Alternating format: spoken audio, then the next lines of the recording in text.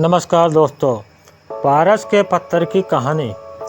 One में स्थित एक आश्रम में एक ज्ञानी साधु रहते थे। ज्ञान प्राप्ति की लालसा में दूर दूर से छात्र उनके पास आया करते थे और उनके सानिध्य में आश्रम में ही रहकर शिक्षा प्राप्त किया करते थे। आश्रम में रहकर शिक्षा प्राप्त करने वाले छात्रों में से एक छात्र बहुत आलसी था। उसे समय व्यर्थ गवाए और आज का काम कल पर टालने की बुरी आदत थी। साधु को इस बात का ज्ञान था, इसलिए वे चाहते थे कि शिक्षा पूर्ण कर आश्रम से प्रस्थान करने के पूर्व वह छात्र आलस्य छोड़कर समय का महत्व समझ जाए। इसी उद्देश्य से एक दिन संध्या काल में उन्होंने उस आलसी छात्र को अपने पास बुलाया और उसे एक पत्थर देते हुए कहा, पुत्र, यह कोई सामान्य पत्थर नहीं बल्कि पारस का पत्थर है। लोहे की जिस भी वस्तु को यह छू ले वह सोना बन जाता है। मैं तुमसे बहुत प्रसन्न हूँ, इसलिए 2 दिनों के लिए ये पारस पत्थर तुम्हें दे रहा हूँ। इन 2 दिनों में आश्रम में नहीं रहूँगा। मैं पड़ोस के गांव में रहने वाले अपने एक मित्र के घर जा रहा हूँ। जब वापस आऊँगा तब तुमसे ये पारस पत्थर ले लूँगा। उसके पहले जितना चाहो उतना सोना बना लो। छात्र को पारस पत्र देकर साधु अपने मित्र के गांव चले गए। इधर छात्र अपने हाथ में पारस पत्र देख बड़ा प्रसन्न हुआ। उसने सोचा कि उसके द्वारा मैं इतना सोना बना लूँगा कि मुझे जीवन भर काम करने की आवश्यकता नहीं रहेगी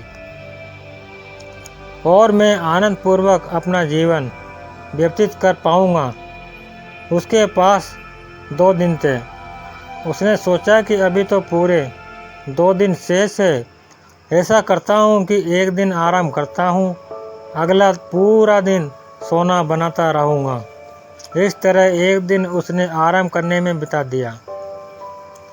जब दूसरा दिन आया तो उसने सोचा कि आज बाजार जाकर ढेर सारा लोहा ले आऊँगा और पारस पत्थर से छूकर उसे सोना बना दूँगा।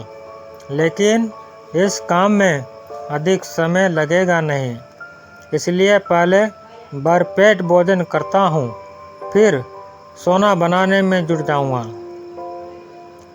भरपेट भोजन करते ही उसे नींद आने लगी।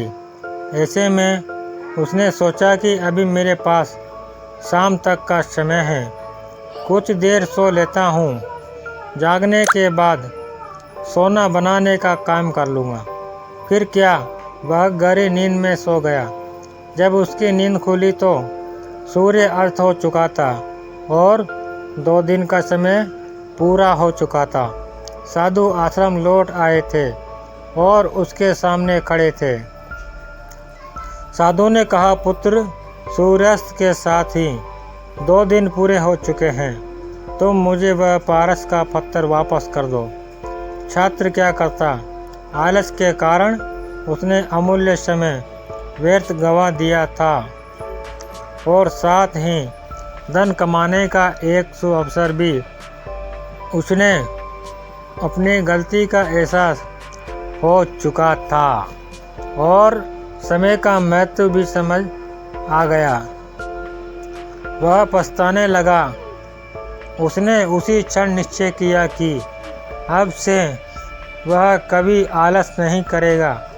तो दोस्तों, इस कहानी से ये शिक्षा मिलती है कि जीवन में उन्नति करना चाहते हो तो आज का काम कल पर टालने की आदत छोड़ दे।